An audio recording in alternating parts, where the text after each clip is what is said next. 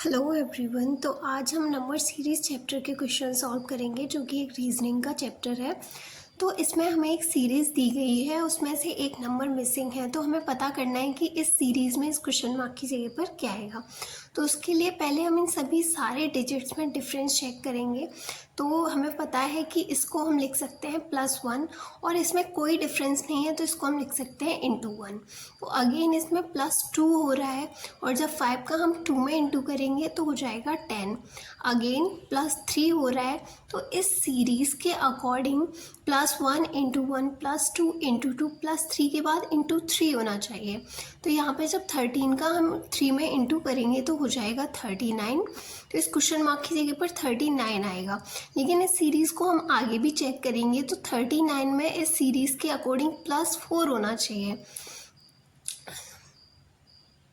तो 39 में +4 करने पर हो जाएगा 43, और जब 43 का ×4 करेंगे तो हो जाएगा 172। अगेन इसमें +5 हो रहा है, तो हमारा आंसर हो जाएगा 39।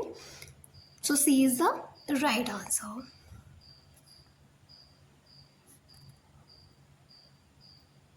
ये हमारा सेकंड क्वेश्चन है, रीजनिंग चैप्टर का ही है, सॉरी रीजनिंग की बुक से, नंबर सीरीज चैप्टर से है।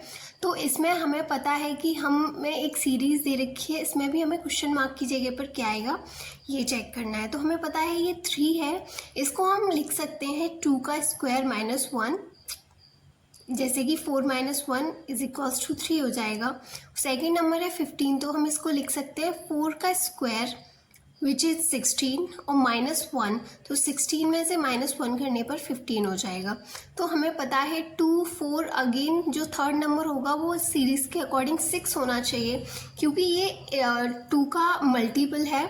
तो 6 का स्क्वायर हो जाएगा 36, 36 में से 1 माइनस करने पर हो जाएगा 35।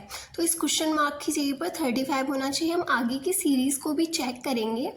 तो जो 63 है इसको हम लिख सकते हैं 8 का स्क्वायर विच इज़ 64, 8 का स्क्वायर विच इज़ 64, और जब उसमें से हम 1 माइनस करेंगे तो हो जाएगा 63। अगेन 99 को हम लिख सकते हैं 10 का स्क्वायर विच इज़ 100, 100 में से जब हम 1 माइनस करेंगे तो हो जाएगा 99।